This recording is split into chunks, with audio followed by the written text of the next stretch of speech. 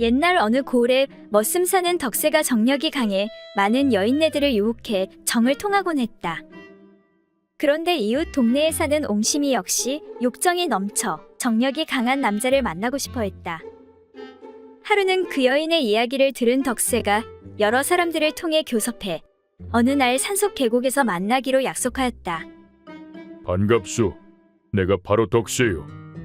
옹심이라 하옵니다.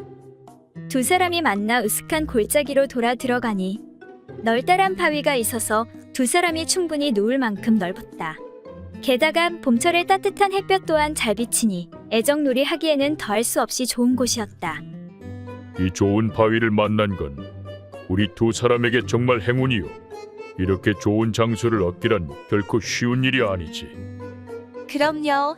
이렇게 놀기 좋은 곳이 어디 그리 많겠습니까? 곧 두 사람은 바위 위로 올라가 준비해온 술을 한 잔씩 나누어 마신 다음 자, 이제 슬슬 시작해 봅시다. 덕세는 즉시 옹심이를 끌어당겨 몸 위로 올라가 한바탕 일을 벌였다. 잠시 후 욕정에 가시지 않은 두 사람은 또 한 번 거사를 치렀다. 이렇게 두 사람은 한참 만에 그 일을 끝내게 되었다.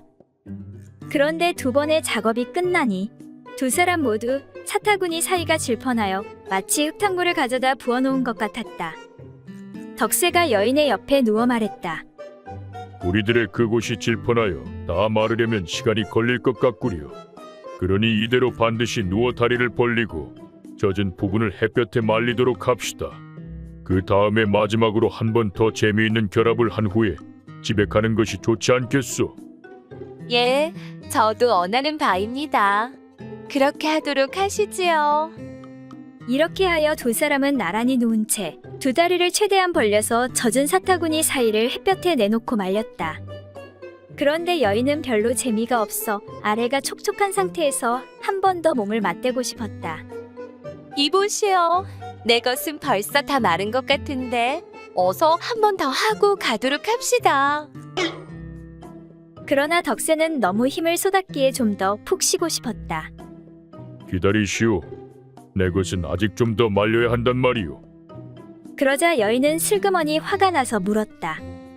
아니, 내 것은 깊숙한데도 다 말랐는데 당신 것은 툭 튀어 나왔으면서도 아직도 덜 말랐다는 것은 무슨 까닭이요? 이에 덕세가 말했다. 아, 그것은 다 이유가 있소이다. 당신 것은 쪼개져 있어 빨리 마르지만 내 것은 통째로 말리니 더 오래 걸리는 것이 아니오.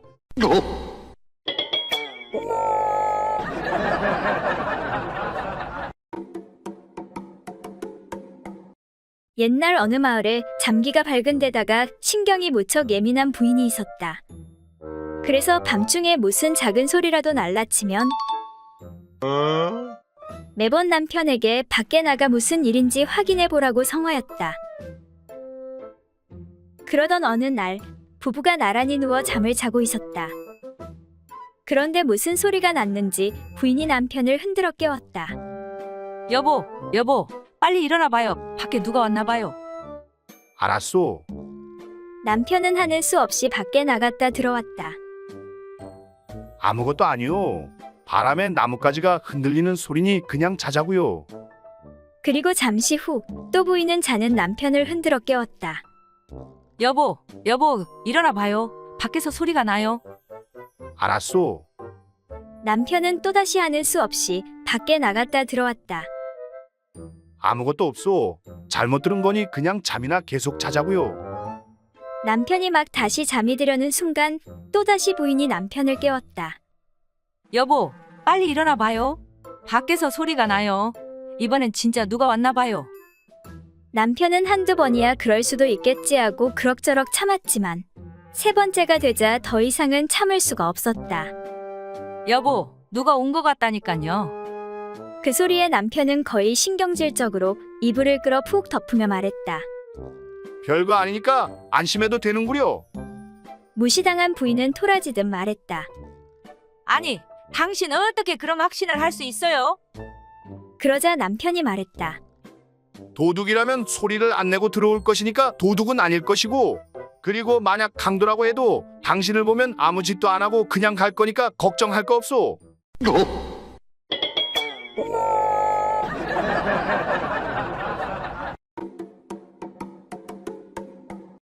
옛날 어느 마을에 홍기를 놓친 머슴 달봉이는 장가를 가고 싶은 마음이 굴뚝 같았다.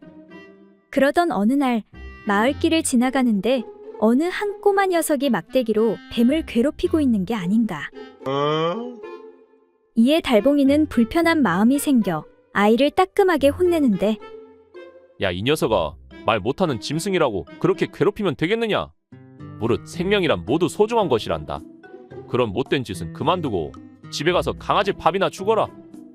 이에 아이는 달봉이를 노려보며 말하길. 뭐라는 거야, 꼰대. 그렇게 말이 많으니 그 나이 먹도록 장가도 못 가지. 그렇게 아이는 재빨리 자리를 떠났다. 저저 싸가지 없는 거 보소. 하여간 요즘 애들은 버르장머리가 없다니까. 나 때는 어른한테 말대꾸 하다간 빗자루가 남아나질 않게 혼났는데 말이지. 그렇게 뱀과 마주한 달봉이가 뱀에게 이놈아, 여긴 위험하니 다시는 사람 사는 마을에 내려오지 말거라. 그러니 내 보금자리인 산에 올라가서 잘 지내도록 하거라. 이에 뭔가 생각에 잠긴 듯한 뱀이 갑자기 쏜살같이 달봉이의 거시기를 물어버리는데 그리고는 순식간에 사라져버렸다. 이에 고통에 화가 치밀어 오른 달봉은 아우, 저 싸가지 없는 뱀놈의 자식이. 내 앞으로 하루 3끼를 뱀탕만 먹고 소주도 뱀 소주만 먹어야겠다. 은혜를 원수로 갚아. 그렇게 고통스러워하는 도중 어떤 처녀가 달봉이 앞에 서게 되는데 이보십시오. 무슨 일인데 그리 고통스러워 하십니까? 저는 의녀인데 혹시 제 도움이 필요하십니까? 아이고, 그게 말이오. 남사스러워 말하기 어렵소. 어서 말씀해 보시지요. 사실 뱀에게 거시기를 물렸소이다. 어머, 그럼 빨리 독을 빼는 응급처치부터 해야 합니다. 어서 바지를 내리십시오. 그렇게 치료를 시작하려는데 다른 사내가 나타나 말했다. 멈추거라. 경험이 부족한 네가 독을 빼내다 오히려 독이 옮으면 어쩌려고 그러느냐? 내가 할 테니 너는 어서 비키거라. 이복에 아무 걱정 마시게. 내가 바로 그 유명한 의원 하준이라네. 그렇게 달봉이는 무사히 치료를 받았고 그 후 전국에서 알아주는 땅꾼이 되었다고 한다.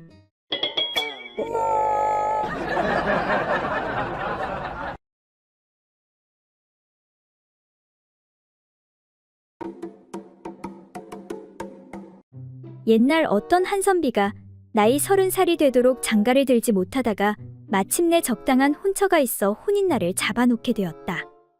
그런데 이 선비가 은근히 처녀를 한번 보고 싶어 이런저런 핑계를 대고 처가가 될 집에 들리게 되었다. 내 이참에 색시 얼굴이나 한번 봐야겠구나. 저녁 무렵 선비는 색시의 방이 있음직한 뒤뜰로 가 처녀가 나오기를 기다리면서 서성거리니 과연 얼마 후에 처녀가 방문을 열고 나오는 것이었다. 선비는 너무 당황한 나머지 돌아서서 소변을 보는 척하였다. 처녀 또한 신랑 될 사람이 몹시 궁금하여 부끄러움을 무릅쓰고 힐끗 선비의 등에 눈길을 주었다. 그런데 공교롭게도 석양에 길게 늘어진 그림자를 통해 선비의 엄청난 물건의 크기를 보게 되었다. 처녀는 깜짝 놀라 곧 어머니의 방으로 뛰어들어가서는 어머니 싫어요. 난 절대로 시집을 안 갈 거예요. 왜 이러니? 왜 이래? 어서 까닭을 말해보거라. 글쎄, 병신이 되고 싶진 않은걸요. 병신?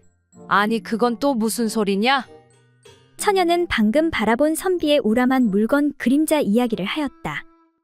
어머니는 과연 사위의 물건이 그리 우람하다면 딸이 성치 못할 것 같은 의심도 드는지라 그날 밤 사위될 선비를 사랑채로 불러 이야기를 털어놓았다. 내 오늘 딸아이에게 이런저런 이야기를 들었는데 어찌하면 좋겠소? 그러자 선비가 픽 웃으며 이거 원? 아니 장모님, 왜 그런 이야기를 믿습니까? 그렇게 걱정이 되시면 한번 보여드릴 테니 잘 살펴보십시오. 이거 참 내가 직접 확인할 수도 없고 어찌 좋은 방법이 없겠소? 처녀의 어머니는 지체가 높은 여자였으나 이것은 딸에 관련한 중대한 문제였으므로 하는 수 없이 유심히 관찰하였다. 그리고는 안심이 되어 딸에게로 돌아가서는 얘야, 내 낭군 될 사람이 자신의 물건을 대패로 깎아낼 터이니 염려 말라 하더라. 처녀는 안심하게 되었고 드디어 첫날 밤에 사랑의 일전을 몇 번 되풀이한 뒤 신부가 말했다. 서방님, 지난번에 대패로 너무 밀어버린 것 같은데 다시 붙일 수는 없나요?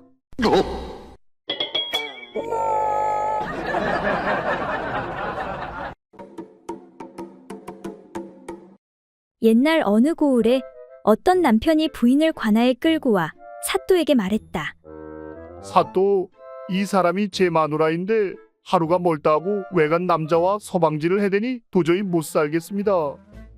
그 말을 들은 사또가 아내에게 너는 어찌하여 남편을 두고 외간 남자와 서방지를 하는 것이냐? 하고 그의 부인을 다그쳤다. 그러자 부인이 태연하게 변명하기를 아니, 저는 그 사람이 저한테 달린 것 좀 빌려달라고 해서 잠깐 빌려줬는데 그것이 무슨 문제인지요? 그리고 언제부터 나라에서 내 아랫도리를 관리했다는 것입니까? 부인의 이러한 당돌한 대답에 사또는 판결을 내리지 못하고 궁리하게 되었는데 그때 마침 옆을 보니 쥐가 담벼락 사이로 들락거리고 있는 것이었다. 사또는 옳거니 하며 무릎을 치고는 쥐구멍을 가리키며 남편에게 물었다. 저게 무슨 구멍이냐? 그러자 남편이 말하길 쥐 구멍입니다. 다시 부인에게 물으니 쥐구멍이 맞습니다. 그래, 틀림없이 쥐구멍이지. 그런데 저 구멍이 내 말대로 하면 담벼락에 붙었으니 담구멍이라 해야지. 왜 너는 쥐구멍이라 하느냐? 그러자 여자가 우물쭈물하며 답했다.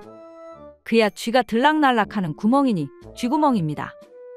이에 사또가 부인을 꾸짖으며 그래, 그 말이 맞다. 아무리 외간 남자가 너한테 붙었다 하더라도 내 것이 아니고 맨 처음 너한테 들락날락한 사람인 남편이 구멍의 주인이니 내 마음대로 하면 안 되느니라. 그러니 마음대로 서방지를 한다면 큰 벌을 받을 것이니라. 그제야 다급해진 부인은 무릎을 꿇고 잘못을 빌었다. 아이고 사또나리, 제가 잘못했습니다요. 한 번만 용서해 주십시오. 부인은 울면서 사또에게 다시 말했다. 그런데 사또나리, 한 가지 궁금한 것이 있사옵니다. 그래, 무엇이냐? 그렇다면 거시기 똥구멍의 주인은 누구이옵니까?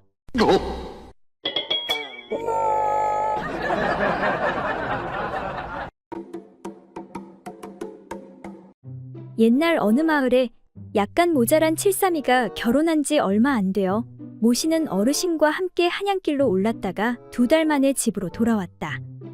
거참, 하도 집에 안 오니까 내 집도 까먹게 생겼네 그려. 그나저나 우리 이쁜 마누라를 오늘 밤새도록 아주 홍군형을 내줘야겠어. 그렇게 칠삼이는 집으로 들어가는데 임자 나왔구려. 아니, 왜 이렇게 빨리 오셨소? 서너 달 걸린다더니. 일이 일찍 끝나서 그나저나 보고 싶었어. 우리 신혼인데 임자 혼자 매일 밤 얼마나 외로웠어? 난 괜찮소. 내 걱정은 하지 않아도 돼요.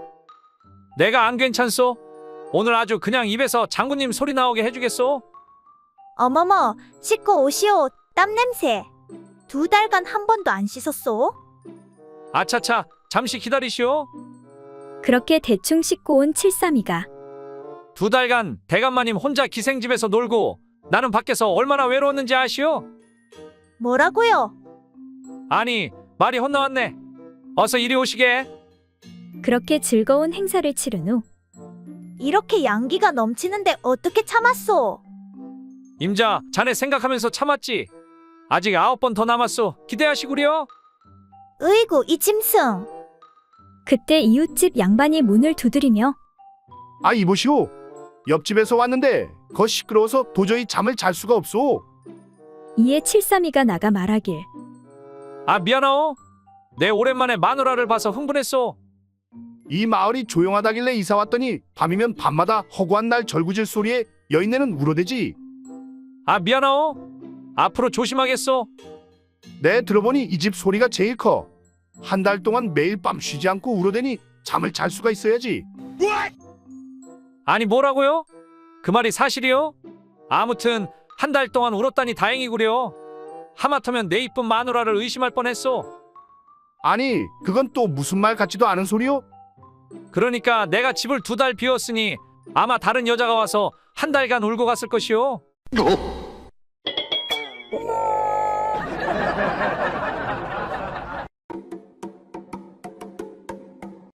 옛날 어느 마을에 덕파리와 칠복이가 주막에서 술을 한잔 하고 있었다. 이런저런 이야기를 나누던 중 덕파리가 칠복이에게 말을 건네는데 자네 그거 아는가? 뭐 말이야? 주막주인 과부 순실댁 말이오. 이 여자가 글쎄 그렇게 안 생겼는데 아주 승부욕이 있다더군. 그래서 내기를 하자고 하면 안 빼고 한다더군. 근데 그래서 뭐? 저번에 돌쇠 녀석이 술내기 하자 해서 그날 술내기에서 이겼다더군. 그래서 그날 순실댁 방에 들어가서 밤새 아주 그냥 거시기 했다던데. 그게 진짜야? 그렇다니까. 그럼 말 나온 김에 오늘 우리 한번 도전해봐. 이봐 순실댁. 그러자 순실댁이 다가오는데 왜 그러요? 술 더 드려? 아니 그게 아니고 술 먹고 그냥 심심해서 그러는데 우리 내기 한번 할까? 자네가 이기면 2냥 주고 내가 이기면 오늘 밤 자네 방에서 밤새 그거 하는 걸로. 좋소. 근데 뭐로 할 거요? 그건 순실댁 자네가 정해보시오. 그렇다면 한마디로 날 화나게 해봐요. 그럼 밤새 하게 해줄게. 좋았어. 그럼 시작하네. 못생긴 년, 아무렇지도 않은데 더러운 것, 전혀 화 안 나? 돼지 같은 게. 그러던지 말던지. 아따마 진짜 독하네 독해. 그럼 2냥 주시오. 그렇게 2냥을 건네주는데 옆에 있던 칠복이가 그럼 이번엔 내가 해볼까? 그래, 한번 해보시오. 이번에도 뭘로 할지 자네가 정해보소. 한마디로 날 화나게 하면 내가 밤새 하게 해주고 그렇지 못하면 2냥 주는 걸로. 뭐라고? 거참, 한마디로 날 화나게 하면 그럼 내가 밤새 하게 해주고 그렇지 못하면 2냥 주는 걸로. 뭐라고? 아이 참, 한마디로 날 화나게 하면 그럼 내가 밤새 그거 하게 해주고 그렇지 못하면 2냥 주는 걸로. 뭐라고? 거 귓구멍에 족발을 쳐박았나? 한마디로 날 화나게 하면 그럼 내가 밤새 그거 하게 해주고 그렇지 못하면 2냥이라고. 뭐라고? 이런, 내가 전내줬어. 내가 이겼지? 그럼 오늘 밤에 잘 부탁하네. 아잉 몰라. 리천 단단히 가지고 와. 아니 뭐야? 돈 주고 하는 거였어? 하니 순실댁이 어이없다는 듯 뭐야? 밤새도록 노름하려면 미천이 있어야 할 것 아니야? 사실 순실댁이 승부욕이 강한 이유는 바로 노름에 환장했기 때문이라고 한다.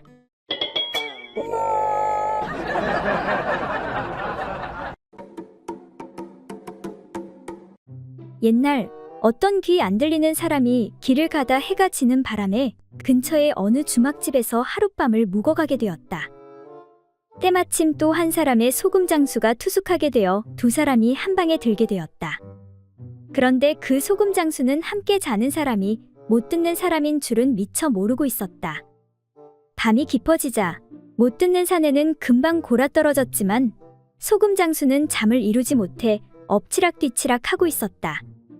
그런데 그때 주막집 부부가 옆방에서 거나하게 일을 벌이기 시작했고 그 소리가 어찌나 큰지 소금 장수의 귀에까지 들려왔다. 아니 이런 재미있는 일은 혼자만 즐길 수는 없지. 하고 소금 장수는 옆에서 자고 있는 귀 안 들리는 사내의 옆구리를 쿡쿡 찔러 깨웠다. 그러나 못 듣는 사내는 그 환성이 들릴 리가 없었다. 아니 자는데 왜 찌르는 것이야? 하고는 소금 장수가 실수로 옆구리를 찌른 것이라 생각하여 뭐라 하지 않고 계속 잠을 잤다. 그렇게 다시 한참을 자고 있는데 새벽이 되자 주막집 내외가 또다시 그 일을 시작하는 것이었다. 이에 소금 장수는 재미가 나서 옆에 사내와 함께 즐기려고 또다시 못 듣는 사내의 옆구리를 쿡쿡 찔러 깨우려 했다. 이에 참지 못하고 매우 화가 난 못 듣는 사내가 성을 내며 아니 이놈아, 아까 밤중에도 쿡쿡 지르더니 새벽에도 또 쿡쿡 지르느냐? 하고 큰 소리로 소금 장수를 나무랐다. 그런데 옆방의 주인은 이 소리가 자기 부부간의 일을 희롱하는 줄로 오인하고 화가 나 몽둥이를 들고 와서 아니 이놈아, 내 놈이야말로 우리 부부간의 일에 웬 간섭이냐? 하고 호통을 치며 몽둥이를 휘두르니 귀 안 들리는 사내는 무슨 연고인지 알지도 못하고 아니 거시기로 찌르는 것도 모자라 몽둥이까지 찌르려 하니 나 좀 살려주시오. 하고는 보침까지 두고 주랭랑을 쳐 도망을 가버렸다.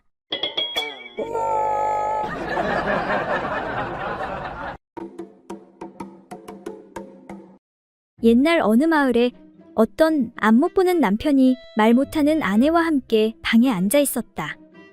그런데 그때 갑자기 이웃에서 많은 사람들이 떠드는 소리가 들리는 것이었다. 이에 앞 못 보는 남편이 아내에게 아니 어디서 저렇게 떠드는 소리가 나는 것이오? 하고 묻자 밖을 내다본 아내가 한 손으로 남편의 두 젖 사이에 사람 인자를 썼다. 그러자 남편이 두 젖 사이에 사람 인자이니 그렇다면 불이 났소? 도대체 어디서 불이 난 것이오? 하고 다시 묻자 아내는 남편의 손을 잡고 자신의 옥문을 만지게 하였다. 촉촉이 젖은 이곳이라면 진흙골에서 불이 났단 말이오? 그러면 진흙골 누구의 집이오? 남편이 또 그렇게 묻자 아내는 남편에게 입을 맞추었다. 입 구자가 두 개이니 여생원 댁이란 말이지? 그래, 그러면 얼마나 탔소? 남편의 말에 아내는 남편의 바지를 내리더니 갑자기 그곳의 털을 다 뽑아버렸다. 아이고, 다 타고 기둥만 남았다고? 아이고, 불쌍하구나. 불쌍해. 하고 아픔에 눈물을 흘리며 탄식을 하였다. 부부가 이렇게 대화를 나누고 있을 때 마침 한 사람이 밖에서 부르는 소리가 들렸다. 그 주인장 안에 계시오? 누가 온 것 같은데 어디 한번 나가보시오. 그래서 아내를 시켜 나가보라고 하니 다시 들어온 아내가 이번에는 남편의 거시기를 잡더니 옆으로 확 꺾어버리는 것이었다. 아이고, 허리가 완전히 굽은 것을 보니 옆집 김노인이 왔나 보군 그래. 속히 들어오라 하시오. 그 후로 남편은 아내에게 아무것도 묻지 않았다고 한다.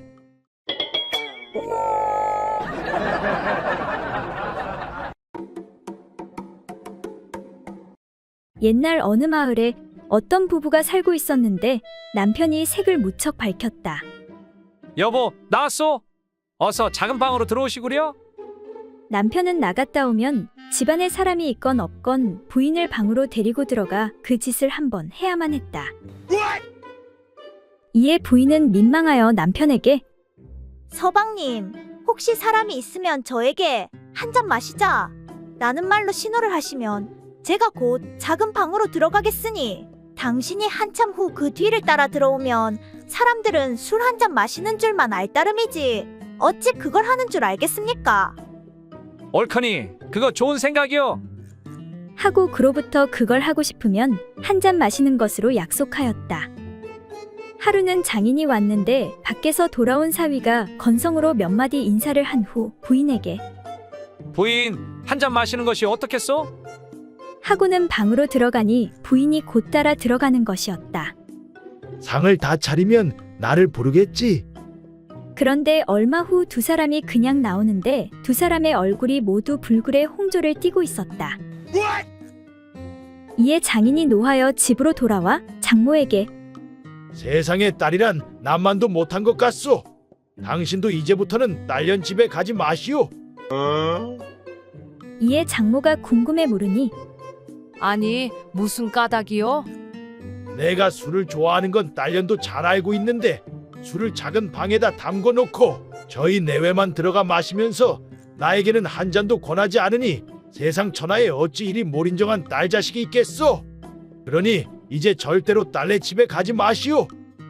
이 말을 들은 장모가 남편이 없는 틈을 타 딸네 집에 살짝 가서 딸에게 말하기를 너희 아버지가 크게 노하셨다.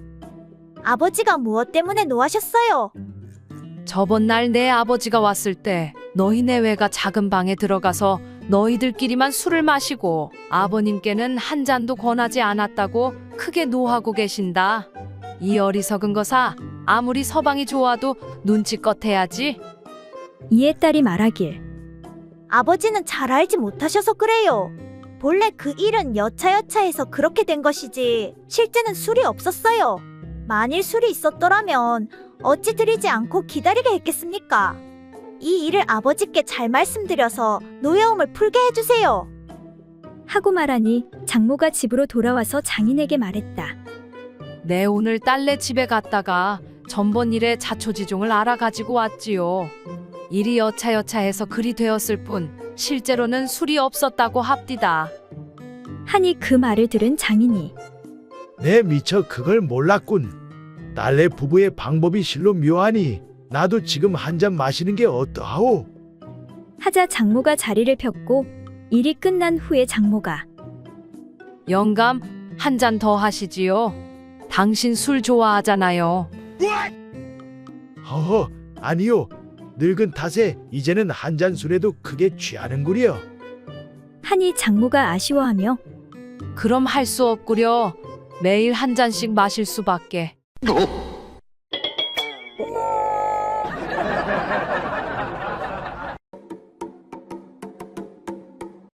어느 대감댁에 간신히 까막 눈을 면한 젊은 머슴 하나가 있었다. 어느 나른한 봄날, 머슴은 볕따스한 텐마루에 걸터 앉아 독서 삼매경에 빠져 있었다. 아니 무슨 책이 이리도 재미있다냐? 머슴이 뺨을 붉게 물들여가며 개슴츠레한 눈으로 읽고 있는 그 책은 다름 아닌 소녀경이었다. 그런데 때마침 그곳을 지나던 안방 마님이 이 광경을 목격하게 되었다. 곁눈질로 책 표지를 살펴보고 난 마님이 깜짝 놀라며 물었다. 아니 너는 하라는 일은 안 하고 대체 못하려고 그런 유상한 책에 빠져 있느냐? 그 책에는 망측한 대목이 무척 많이 있다던데. 마님은 어처구니 없다는 표정으로 머슴을 바라보았다. 그러나 젊은 머슴은 얼굴색 하나 바뀌지 않고 이렇게 대꾸하는 것이었다.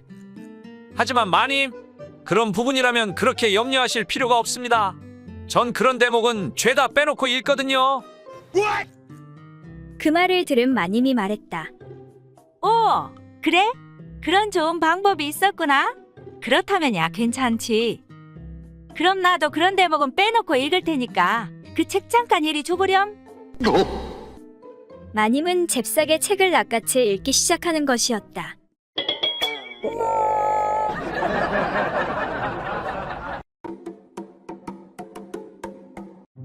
옛날 어느 고을에 박씨 성을 가진 한 선비가 어떤 기생에게 완전히 빠져 글 공부를 게을리하게 되었다. 이에 하루는 그의 친구들이 충고를 해야겠다고 생각해 자리를 마련해 만나게 되었다. 늦게 배운 도둑질이 무섭다더니 글만 읽던 자네가 기생에게 빠져 사내로서 대의를 잊고 사는 게 친구로서 참으로 안타깝고 걱정이라네.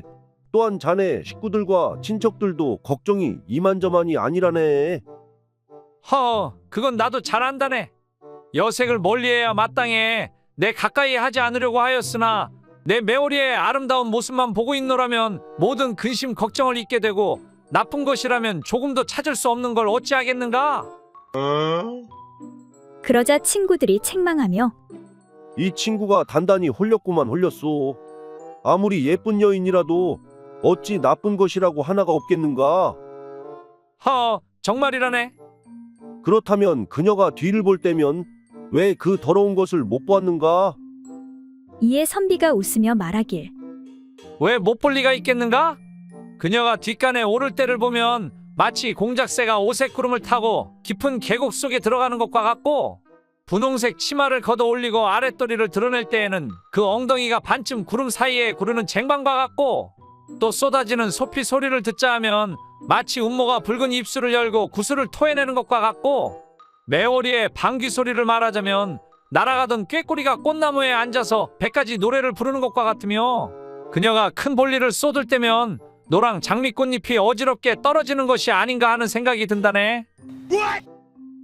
이에 친구들이 크게 탄식하며 야, 이 친구 이거 완전 맛이 가버렸네. 맛이 갔어. 야, 이 정신 나간 친구야. 내 듣자 하니 음식 앞에서 더럽게 무슨 말도 안 되는 소리를 하는가? 그렇게 좋으면 그 장미꽃에다가 밥이라도 비벼 드시게나.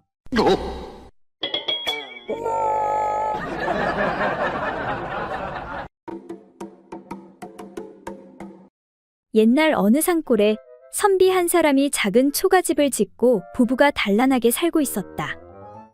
하루는 해가 져서 땅거미가 질 무렵 소금 장수가 와서 하룻밤 묵어갈 것을 청했다. 이에 선비는 난처해하며 보다시피 집이 작아 방이 좁은데다 아래 위채가 붙어 있으며 우리 부부만 단둘이 살고 있어 외인을 재울 수가 없습니다. 하고 거절하자 소금 장수가 간청했다. 나도 역시 가난하지만 양반집 자손이랍니다.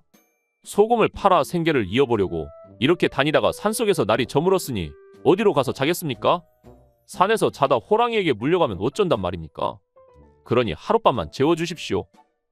이에 선비는 차마 박절하게 거절하지 못하고 소금 장수를 사랑방에 들여놓고 자기와 함께 자기로 허락하였다. 그런데 그날 밤 부부는 마침 송편을 해먹기로 했는데 귀한 송편을 소금 장수까지 주기가 아까워 부부가 상의하였다. 선비는 마침 좋은 계획이 있다면서 아내에게 이렇게 말했다. 여보, 잘 들어보시오. 내 좋은 수가 있으니 오늘 밤 노끈으로 내 쌍방울에 묶은 다음 그 다른 쪽 끝을 사랑방 들창 밖으로 늘어뜨려 놓겠소. 그럼 당신이 송편을 빚어 다 익으면 그 끈을 잡아당겨 흔들구려. 그러면 내가 알고 소금장수 몰래 나와서 함께 송편을 먹는 거요. 그러자 아내는 좋다고 응낙했다. 그런데 선비의 집은 워낙 좁고 창문도 하나뿐이라 소금 장수는 주인 부부의 말을 다 엿듣고 일찌감치 잠든 척하고 있었다.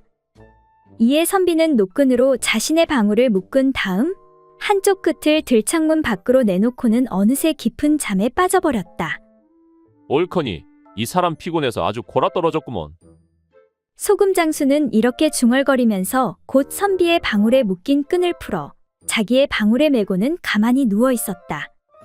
얼마 후 밖에서 노끈을 잡아당기자 소금 장수는 살금살금 안방 앞으로 기어가 작은 목소리로 말했다. 여보, 사랑방 창문에 불빛이 비치면 소금 장수가 깰지도 모르니 꺼버리는 게 좋겠구려. 그렇지만 여보, 불을 끄고 어떻게 떡을 먹으려고요? 여보, 괜찮소. 어두워도 손과 입이 있잖소. 더듬어서 얼마든지 먹을 수 있으니 어서 불을 끄시오. 이 말에 선비의 아내는 웃으면서 호롱불을 끄는 것이었다. 그러자 소금 장수는 방 안으로 들어가 선비의 아내와 함께 송편을 더듬어가며 배불리 먹었다. 그리고는 선비 아내의 옷을 벗기고 누워 온갖 재주를 부리며 한바탕 재미까지 본 다음 슬그머니 사랑방으로 돌아왔다. 잠시 후 소금 장수는 자는 선비를 깨우며 말했다. 주인장, 재워주어서 정말 고맙소이다. 새벽닭이 울었으니 이제 떠나겠습니다. 라고 말하고는 짐을 챙겨 떠나는 것이었다. 일어난 선비가 생각해보니 아내가 송편이 다 되면 깨우겠다 해놓고서 새벽닭이 울도록 깨우지 않은 것을 이상하게 생각하면서 안방으로 들어가니 아내는 깊은 잠에 빠져 코를 골고 있었다.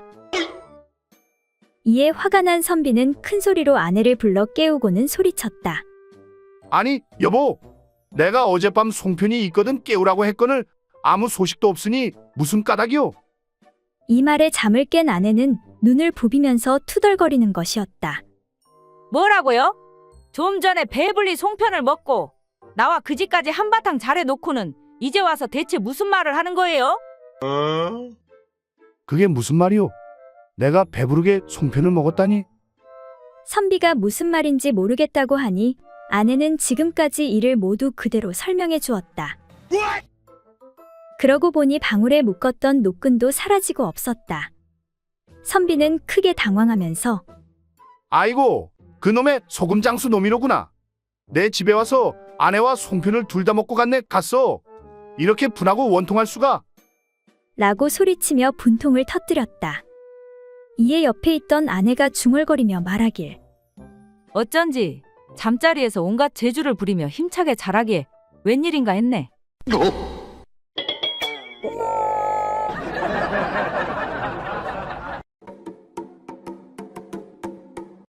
옛날 어느 고을에 한선비가 아내와 첩을 한 집에 두고 살았다. 그런데 아내와 첩이 허구한 날 다투는 것이었다. 어째서 날마다 싸움만 하고 집안을 이렇게 어지럽게 하는 것이오. 아직 살 날이 많이 남았으니 제발 사이좋게 좀 지내시오.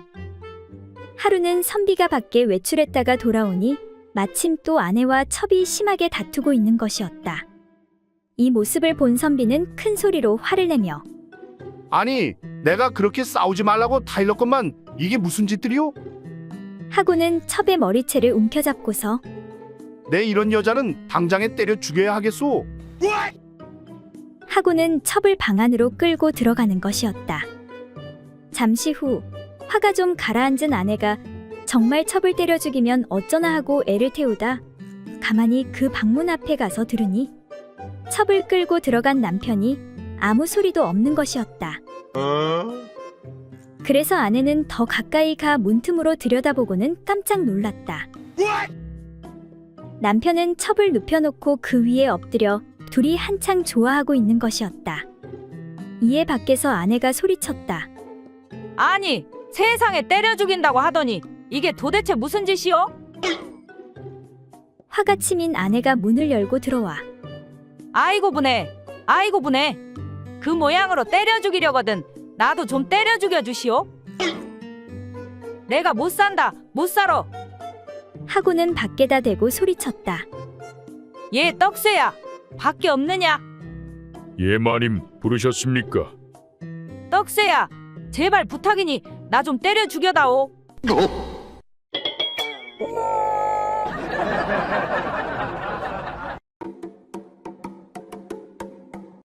옛날 한양에 사는 호색한 한량 덕추리가 두매산골을 여행하고 있었다. 여행 중 갈증을 느낀 덕추리는 길가에 있는 어떤 농가에 들어가서 물 한 그릇을 청하는데 주인장 계시오? 지나가는 길손인데 목이 말라 그러니 물 한 바가지만 마실 수 있겠소? 그러자 집안에서 자색이 고운 어린 처녀가 나와 물 한 바가지를 수줍게 건네주었다. 아, 시원하다. 고맙소 낭자. 덕추리가 처녀를 가만히 보니 아직도 음양의 이치를 알지 못하는 순진한 처녀 같았다. 그런데 집에 다른 어른은 안 계시오? 네, 모두 마을 잔치집에 가서 저 혼자 있어요. 이에 덕추리는 수작을 거는데 그런데 낭자, 내가 보니 안색이 많이 안 좋아 보이는구려. 속병이 있는 것 같소. 네, 저는 별로 아픈 데가 없는데요. 하니 덕추리가 아니요, 낭자는 병이 없다고 하지만 내가 자세히 보니 이상한 증세가 있소. 한번 진맥을 하여 보는 것이 좋겠소. 하고는 자신이 의원이라고 속이며 처녀의 손을 잡고 진맥하는 척하더니 낭자의 뱃속에는 이미 고름이 차 있으니 속히 고치지 않으면 위험하오. 이에 깜빡 속은 처녀는 걱정스런 얼굴로 그렇다면 속히 치료하여 주시지요. 이에 덕추리는 옳다쿠나 하며 가머니설로 처녀를 유혹하여 즐거운 행사를 치르고는 이윽고 처녀의 그곳에서 흘러내린 자신의 하얀 액을 접시에 받아 처녀에게 보이며 낭자, 이것 좀 보시구려. 이렇게 고름이 낭자의 뱃속에 있었으니 조금만 늦었더라면 생명이 위험하였을 것이 틀림없지 않았겠소. 하지만 이제 다 치료하였으니 걱정하지 마시오. 하고 처녀를 안심시키고 집을 나오려는데 다른 식구들이 돌아왔다. 옥자야, 우리 왔다. 근데 댁은 뉘시길래 우리 집에서 나오는 것이오? 이에 처녀가 이분은 한양에서 온 유명한 의원인데 제가 속병이 있다고 공짜로 치료해 주셨어요. 아, 네. 방금 치료가 다 끝났습니다. 저는 바빠서 이만 가봐야 되겠습니다. 하고 나가려는 덕출에게 처녀의 아비가 이보시오 의원 양반, 내가 잔치집에서 뭘 잘못 먹어 그런지 아까부터 배가 살살 아프다오. 나도 그래. 그러니 우리도 좀 고쳐주고 가시오.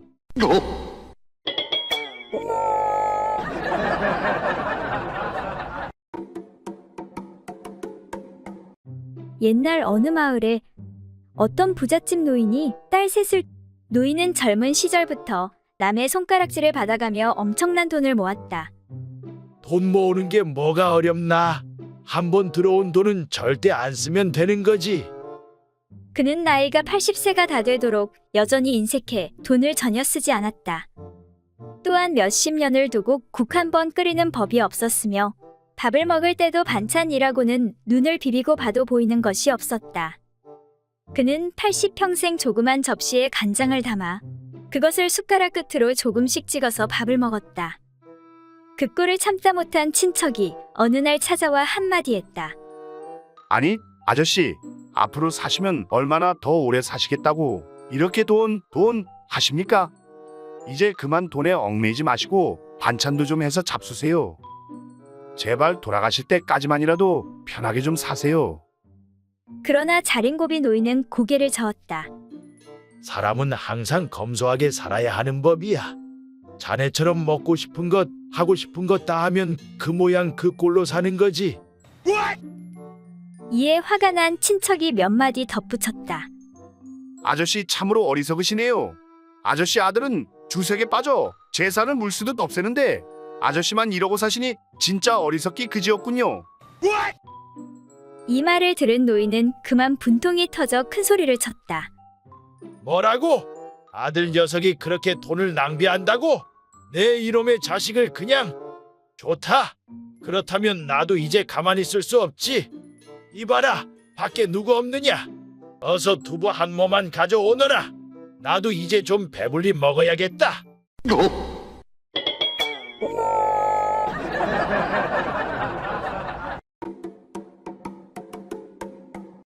옛날 어느 고을에 얼굴은 예쁘장하지만 조금 모자란 여종 사머리가 마당에서 훌쩍훌쩍 울고 있었다.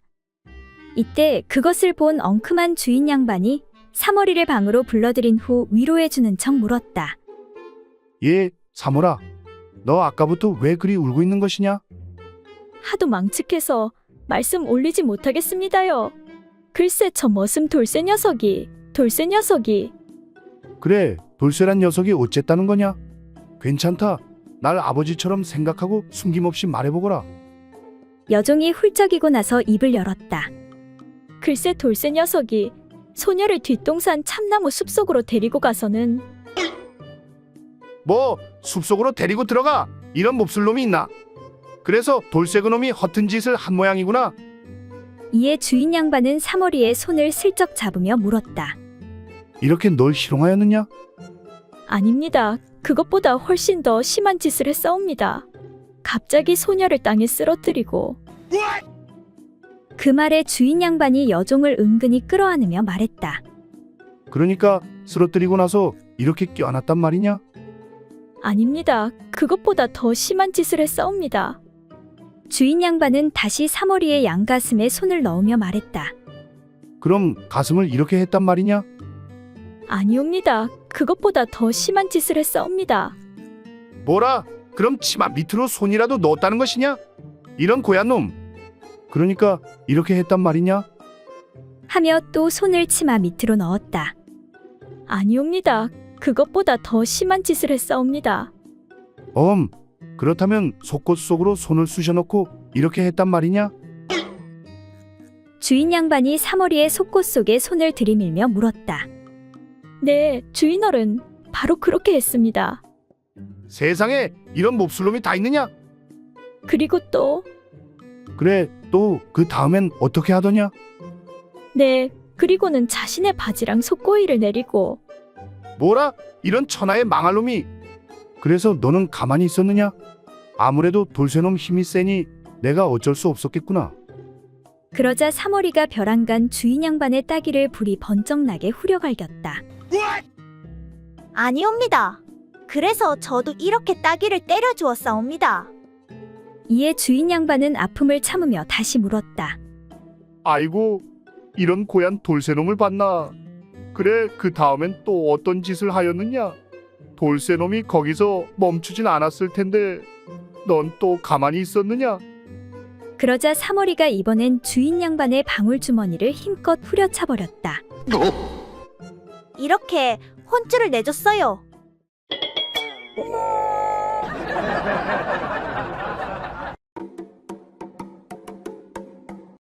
어느 날 하늘나라의 선녀가 지상에 있는 선녀탕으로 내려와 목욕을 즐기고 있었다. 개운해. 목욕을 다 마친 선녀가 하늘로 올라가기 위해 날개옷을 찾으니 옷이 없었다.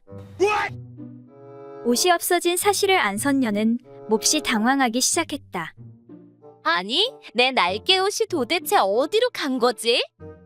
그런데 그때 갑자기 펑하며 산신령이 나타났다. 옷도 옷이었지만 불쑥 나타난 산신령 때문에 놀란 선녀는 얼른 두 손으로 자신의 위쪽을 가렸다. 산신령이 선녀에게 말했다. 지금 무엇을 찾고 있는 것이냐? 잃어버린 저의 날개 옷을 찾고 있습니다. 그렇단 말이지. 그럼 잠시만 기다리고 있거라.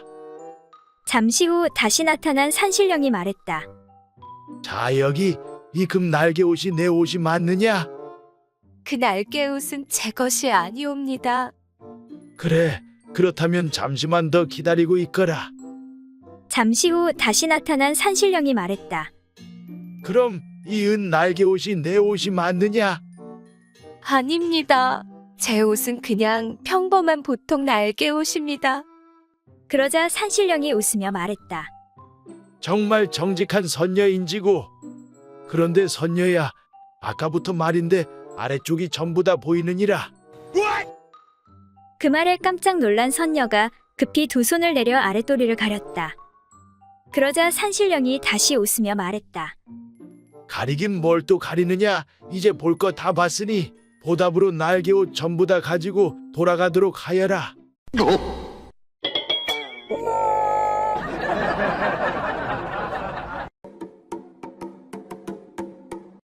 옛날 어느 마을에 여러 명의 촌사람이 각자의 밭에서 김을 메고 있었다. 그런데 맨 위쪽에 있는 밭에서는 젊은 부부 단둘이서 호젓하게 김을 메고 있었다. 그때 아래쪽 밭에서는 여러 명이 큰 소리로 웃으며 떠들어대는 것이었다. 그 이야기의 대부분은 음담패설이 아니면 육담으로 해악과 풍자였다. 한마디로 음욕을 자극하는 말들이었다. 그 말을 들은 젊은 아내가 남편에게 넌지시 말하길. 당신은 저 소리가 안 들리나요? 무슨 소리 말이오? 이 길고 긴 한여름에 피곤과 졸음을 잊고 일을 하기에는 저보다 더 좋은 일이 없지요. 허허, 글쎄. 헌데 당신은 왜 그렇게 입을 봉하고 있는 거예요? 아침을 자시지 않았나요? 아니면 기운이 없으신가요? 어서 한마디 농담이라도 해보세요. 아무리 온종일 헛된 수작만 해봐야 혀끝만 아프고 헛된 수고만 할 뿐이오. 아니, 그러면요? 나야말로 황혼이 지나면 집으로 돌아가 그 길로 말이 아닌 실제로 행할 것이오. 에그머니나. 그런 다음 서로 격동하는 소리가 소 9마리가 진흙을 밟는 것과 같이 행한 후에야 우리 둘이 모두 만족할 것이오. 남편의 말에 아내는 호미를 내던지고 가서 남편의 등을 어루만지며 감탄하길. 당신에게는 실로 대적할 수가 없구려? 천하의 무적이세요. 천하무적. 그렇게 날이 저물어 부부는 집으로 가게 되었다. 아이고, 이 웬수야. 소 9마리는커녕 병아리 1마리보다 못하니 내가 못 산다 못 살아.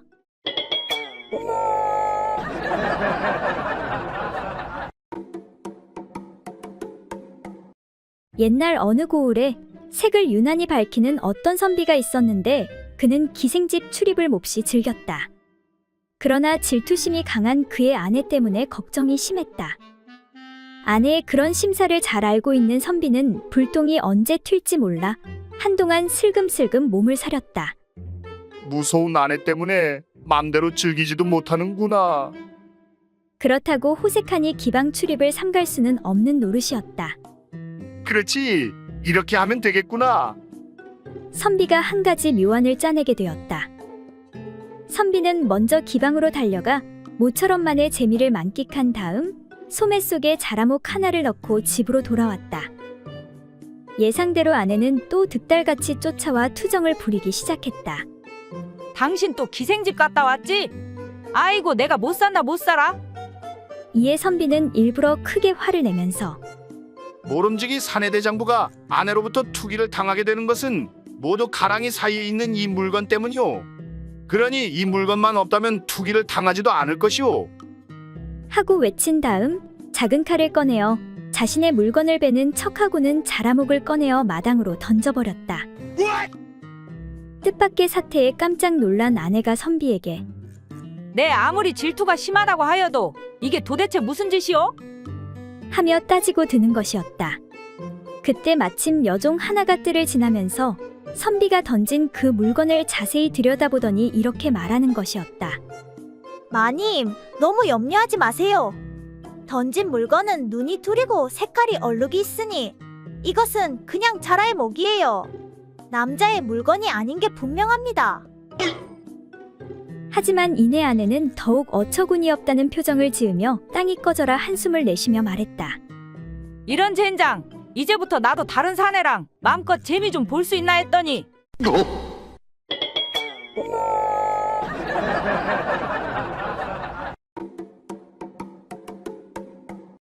어느 시골 마을에 아들 형제를 둔 부부가 단란하게 살고 있었다. 부부는 열심히 일하여 어느 정도 먹고 살만하였고 비록 단칸방이지만 남양에 아늑한 초가집도 하나 있었다. 그런데 크게 부족할 게 없어 보이는 이 부부에게도 걱정거리가 있었다. 그것은 바로 9살과 7살 먹은 아들들 때문에 부부간의 밥일을 제대로 할 수가 없었던 것이었다. 어느 겨울 저녁밥을 먹고 어느덧 해가 뉘엿뉘엿 기우는 무렵이었다. 부부는 간만에 눈이 마주쳐 서로 위기가 투합해 재미를 보려고 하였다. 그런데 아무래도 아이들이 골칫거리였다. 저 녀석들 때문에 아무래도 오늘도 안 되겠구나. 하지만 궁하면 통한다고 궁리 끝에 묘안이 떠올랐다. 옳카니? 남편이 아이들을 불러놓고 말했다. 얘들아, 방이 몹시 춥구나. 나가서 모아놓은 장작을 좀 가져다가 방에 불 좀 지피지 않겠니? 예, 아버지. 남편의 말에 아무것도 모르는 두 형제는 신나게 뛰어나가 아궁이에 장작불을 지피기 시작했다. 부부는 이때다 하고 그 사이에 모처럼 신나게 볼일을 보기 시작했다. 여보, 이게 얼마만이요?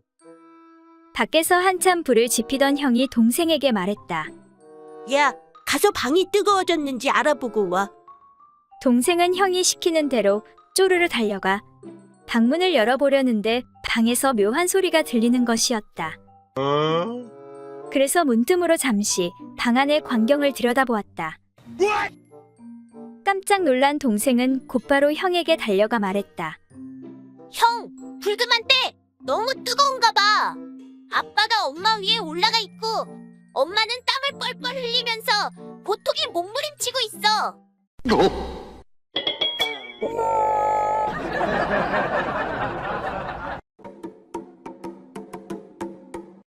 옛날 어느 고을에 어떤 신랑이 아내와 함께 오랜만에 처갓댁에 가게 되었다. 이에 장인 장모가 반가워하며 밥을 지어 대접해 주었다. 그러나 살림살이가 넉넉하지 못한지라 음식이 변변치 않았지만 신랑은 내색하지 않고 감사히 받아 먹었다. 차린 건 별로 없지만 많이 드시게나. 아닙니다. 장인어른, 이 정도면 진수성찬이지요. 허? 여보, 밥이라도 2그릇 먹어요.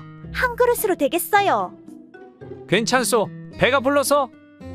그리고 날이 저물어 밤이 되자 장인과 장모는 윗방, 사위와 딸은 아랫방에서 잠을 자게 되었다. 그런데 밤이 깊어지자 밤중에 장인이 장모와 음사를 나누게 되었다. 여보, 마누라, 오늘 밤도 한번 어떻겠어? 오늘은 딸 내외도 있는데 들키면 어쩌려고 그러시오. 그렇게 점점 흥이 무르익어가자 장인 장모가 말했다. 나는 귀가 덮여진 듯 정신이 멍멍하오. 나는 사지가 녹아 없어지는 것 같습니다. 얼마 후 일을 마치고 장모가 장인에게 우리가 하는 말을 사위가 엿들을지 모르니 조심하시오. 라고 하였다. 이튿날 아침 밥상머리에서 장인이 사위에게 자네는 세속 사람들이 하는 실없는 말들을 따라하지 말고 삼가하도록 하게. 라고 훈계조로 말을 하자 사위가 말하길 저는 그렇게 하고 싶습니다만 듣는 사람의 과실로 그만 두 귀가 덮이는 것 같아 정신이 멍멍하고 사지가 녹아 없어지는 것 같으니 이를 어찌하면 좋겠습니까? 라고 답하니 장인이 부끄러워 말이 없어지자 옆에 있던 아내가 그러기에 내가 뭘 했어요? 밥 2그릇 먹으랬잖아요.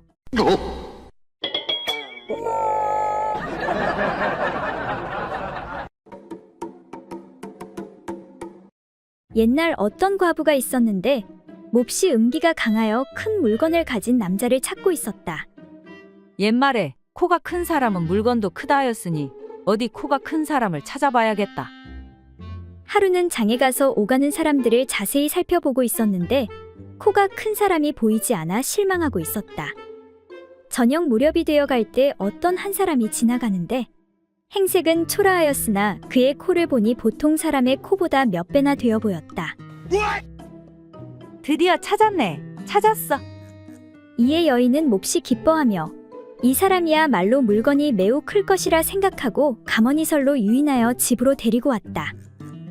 과부는 산의 진미를 차려놓고 저녁을 대접한 후에 밤이 되기를 기다렸다. 차린 것은 별로 없지만 맛있게 드시구려.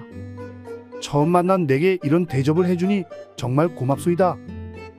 그리하여 과부는 드디어 사내와 즐거운 시간을 가지게 되었다. 그런데 의외로 그 사람의 물건이 어린 아이의 것과 같이 작아 쾌감을 느낄 수가 없었다. 과부는 분함을 참지 못하여 아니, 코가 이렇게 큰데 물건은 어린 아이만도 못하다니. 내가 속았네. 속았어. 하고는 사내를 책망하였다. 차라리 저 큰 코로 하는 것이 낫겠네. 낫겠어. 하고는 남자의 얼굴 위에 엎드려 코를 그곳에 들이밀어 보니 오히려 남자의 물건보다 훨씬 좋아서 자유자재로 문지르며 즐거운 시간을 보냈다.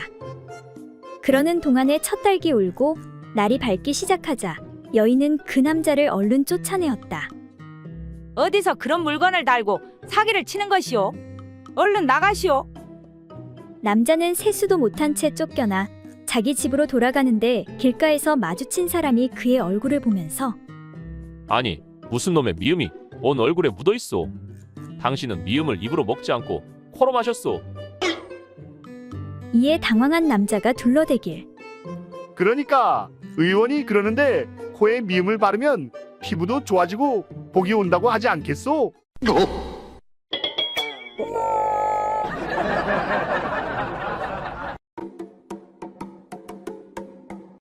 옛날 어느 과부가 대릴사위를 얻게 되어 하나뿐인 외동딸을 시집 보내게 되었다.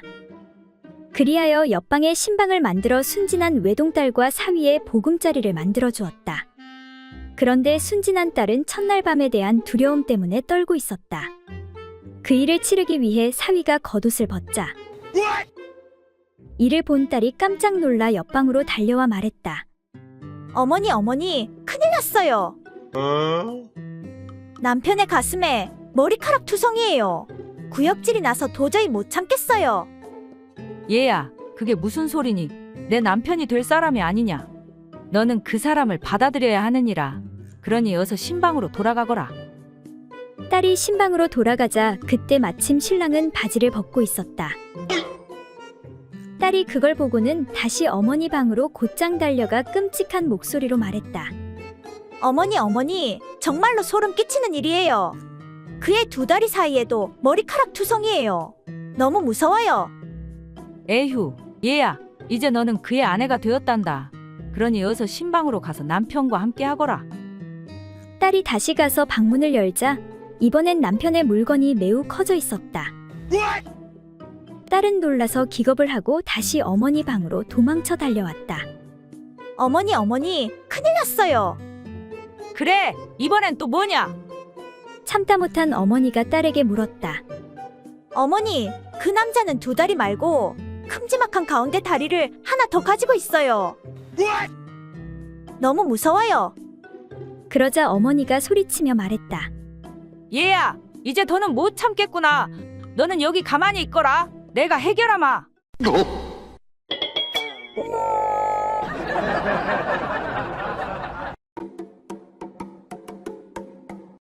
옛날 어느 마을에 일생을 주색에 파묻혀 살아온 한 노인이 어떻게 또 새로운 처음을 맞아 즐겁게 살까 고심하고 있었다.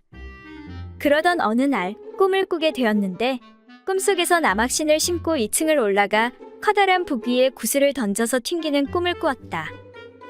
아니, 이게 도대체 무슨 요상한 꿈이냐? 노인은 그 꿈이 너무도 이상해서 곧 점쟁이를 불러 해몽을 하게 했다. 점쟁이가 잠시 생각하다가 말했다. 남학신을 신고 2층에 오른다는 것은 앞으로 지위가 높아진다는 뜻이며 구슬을 가죽으로 된 북 위에 굴려 튀는 것은 솔개가 높이 나는 것 같이 당신의 이름이 세상에 널리 퍼진다는 뜻입니다. 그 말을 들은 노인은 몹시 기뻐하며 아무 생각 없이 또 첩을 얻었다. 그리고는 밤낮으로 정열을 불태우며 향락에서 헤어나질 못했다. 아이고 좋다 좋아. 인생 뭐 있나? 이렇게 즐기면서 사는 거지. 그러나 노인은 한 달도 못 가서 그만 자리에 누워 일어나지도 못하게 되었다. 용한 의원을 불러 좋다는 약은 다 써보았으나 소용이 없었다. 이젠 약도 소용없다니 어떻게 된 것이냐? 이보시게 의원 양반, 내가 아주 좋은 꿈을 꾸어서 그걸 따랐다가 이렇게 되었으니 어찌하면 좋겠어. 노인은 한탄하며 의원에게 꿈 이야기를 해주었다. 그러자 의원이 고개를 좌우로 흔들면서 한숨을 쉬며 말했다. 그 해몽은 잘못된 것입니다. 노인의 연세로 남학신을 신고 가파른 계단을 올랐다는 것은 자칫 잘못하다간 떨어진다는 것이 아니겠습니까? 이 말을 들은 노인은 간담이 서늘해졌다. 노인은 다시 손을 내밀며 의원을 붙잡고 물었다. 의원 양반, 그럼 구슬을 북 위에 던져 튀는 것은 무슨 뜻이요? 이에 의원은 딱하다는 듯이 노인을 바라보며 말했다. 생각해 보십시오. 가죽 2장으로 만든 북 위에다 구슬을 던졌다 함은 두 사람의 살가죽 사이에 알이 끼어서 터져 죽게 된다는 소리가 아닙니까? 그 후 노인은 얼마 지나지 않아 세상을 떠나고 말았다.